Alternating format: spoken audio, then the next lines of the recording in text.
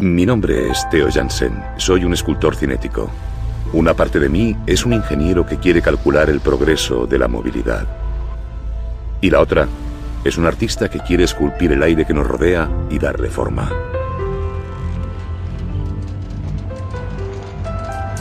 Siempre trato de superar los límites de lo que conocemos y de lo que parece posible en cada momento.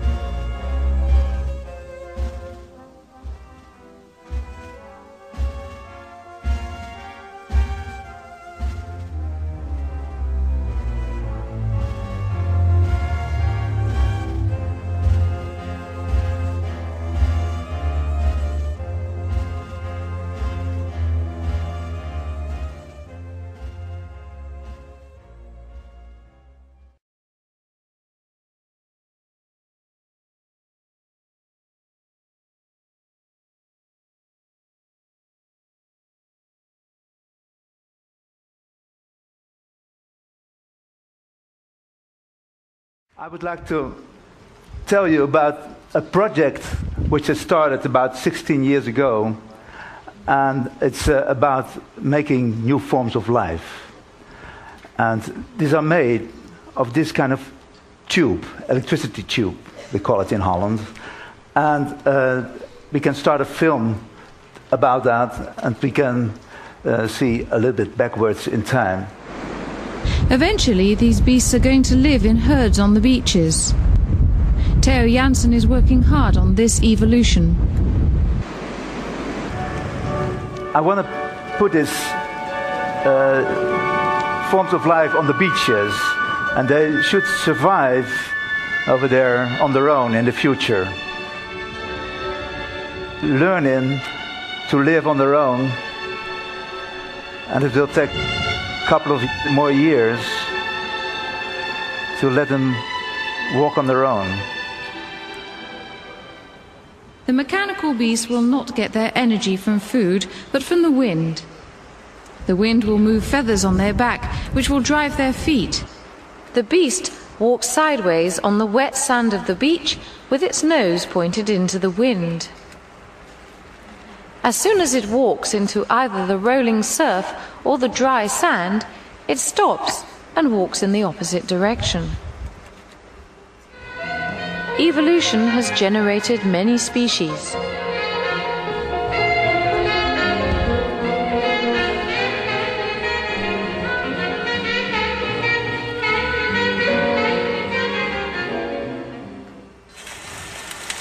This is the Animaris currens ventosa.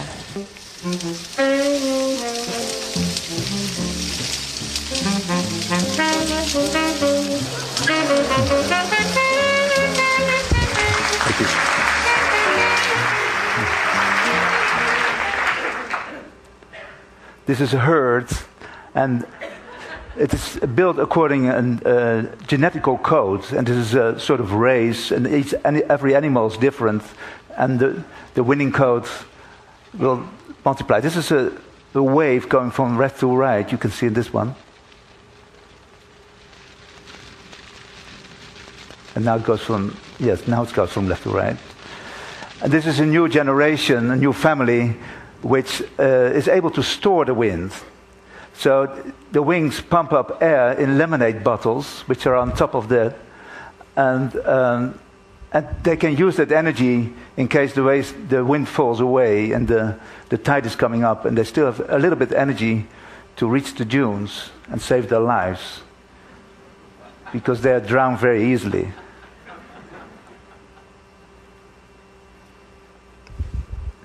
I could show you this animal.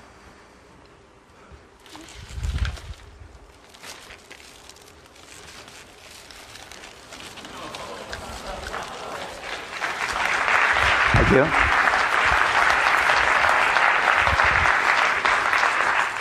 So the proportion of the tubes in this animal is very important for the walking. There are 11 numbers, which are called the 11 holy numbers. These are the distances of the tubes, which makes it walk that way. In fact, it's a new invention of the wheel. It works the same as a wheel. The axis of a wheel is staying on the same level, and this hip is staying on the same level as well. In fact, it is better than a wheel, because when you try to drive with your bicycle on the beach, you will notice it's going very, very hard to do. And the feet just step over the sand, and the wheel has to touch every piece of the ground in between. So 5,000 years after the invention of the wheel, we have a new wheel. And I will show you in the next video. Can you start it, please? That very heavy loads can be moved. There's a guy pushing there behind, but can also walk on the wind very well. It's 3.2 tons. And this is working on the stored wind in the bottles. Here's a feeler when it can feel obstacles and turn around. And next shot you see it's going to the other way.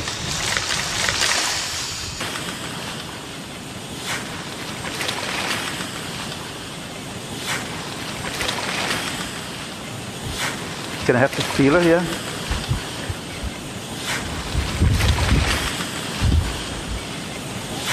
Okay, good.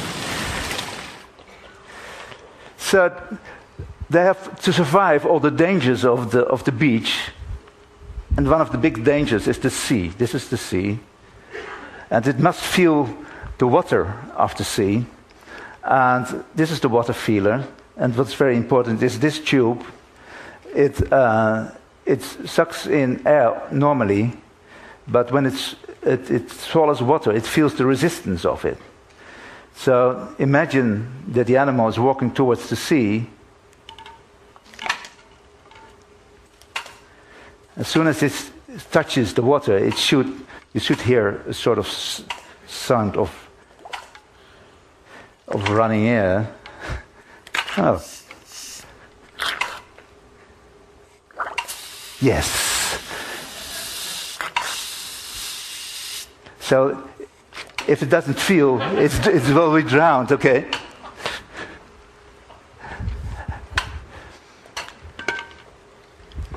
Here we have the brain of the animal. In fact, it is a step counter, and it counts the steps. It's a binary step counter. So as soon as it has been into the sea, it changes the pattern of zeros and ones here, and it knows always where it is on the beach. So it's a very simple brain. It says, well, there's the sea, there are the dunes, and I'm here. So it's a sort of imagination of the simple world of the beach animal. Thank you. One of the biggest enemies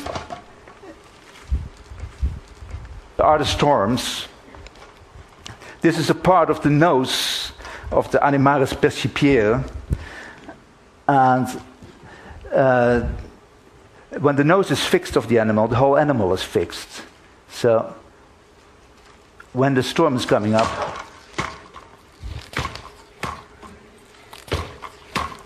it drives a pin into the ground, and the nose is fixed, the whole animal is fixed. The wind may turn, but the animal will turn all his nose into the wind. Well, another couple of years, and these animals will survive on their own. I still have to help them a lot. Well, thank you very much, ladies and gentlemen.